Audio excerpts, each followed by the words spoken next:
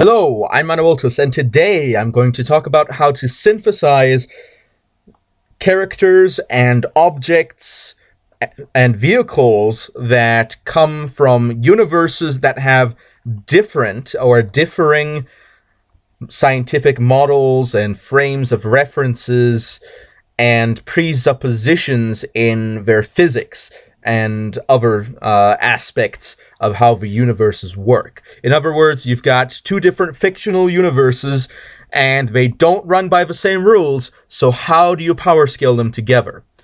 Well, the simple answer is it's good to look at parallels, because although some rules may be different, there are often parallels. For example, if someone is able to destroy a planet of a known composition, and someone else is also able to destroy this same planet in a different universe or another planet of similar known composition, then it only makes sense that the power in the destruction of those two planets should be similar, if not equivalent.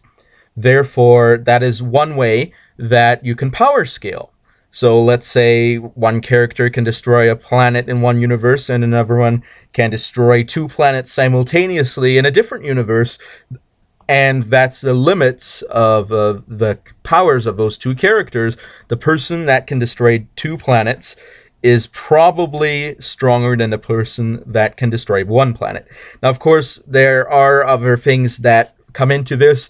For example, specificity of power and how you destroy the planet. For example, you may be able to destroy a planet by crushing it or by causing it to explode, or someone else may be able to destroy a planet by causing it to cease to exist, which in some methods of power scaling can be considered a bit more powerful than simply breaking something apart.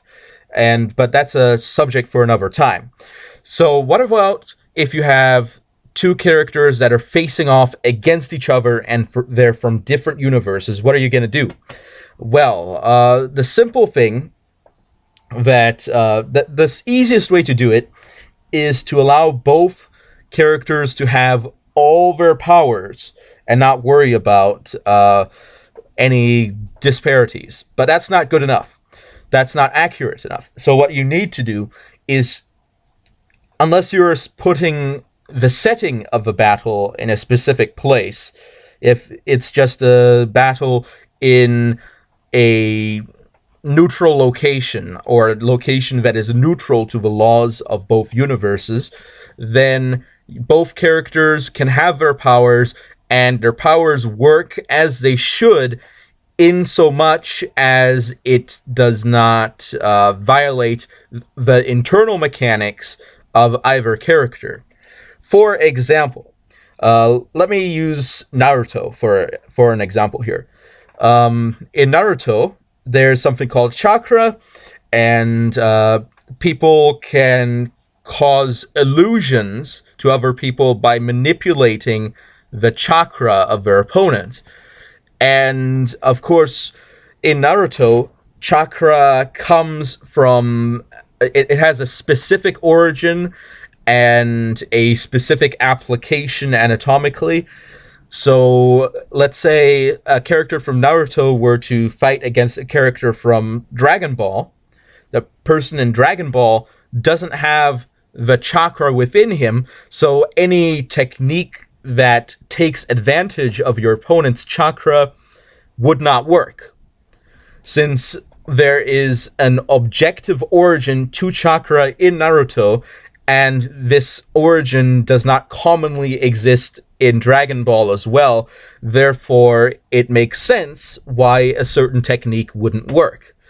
Now, then you have other things. For example, Q. Q in Star Trek can do a lot of different things, but the question is, can Q only do things in certain situations? And we don't really know what the limits of Q's powers are. Now, we do know that Q does experience time linearly from evidence, or at least from how it is presented.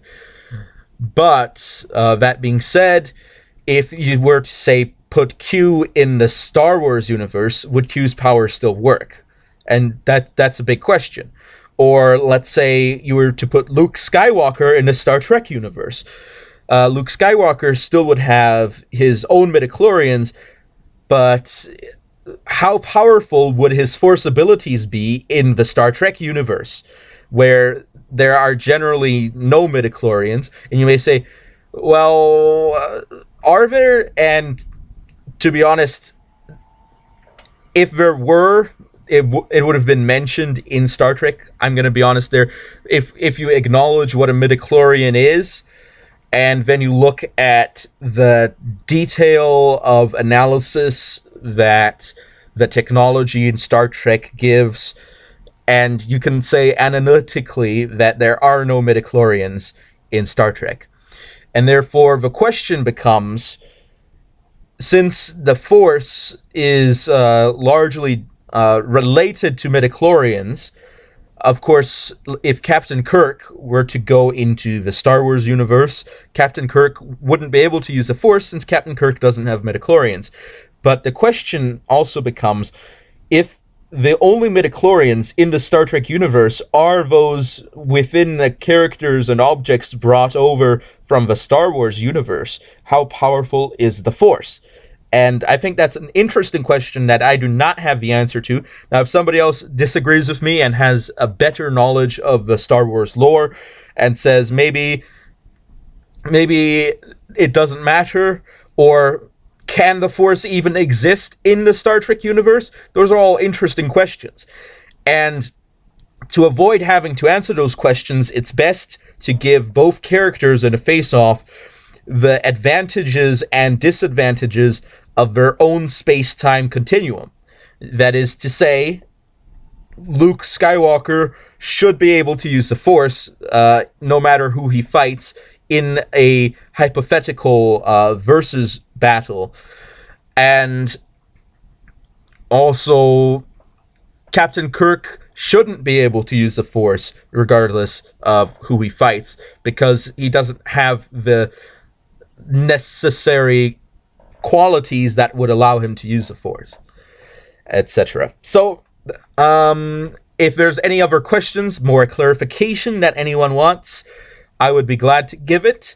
If anyone would like to converse with me directly, to speak with me, to discuss things, or perhaps even to co-host an episode, I'm always up for it.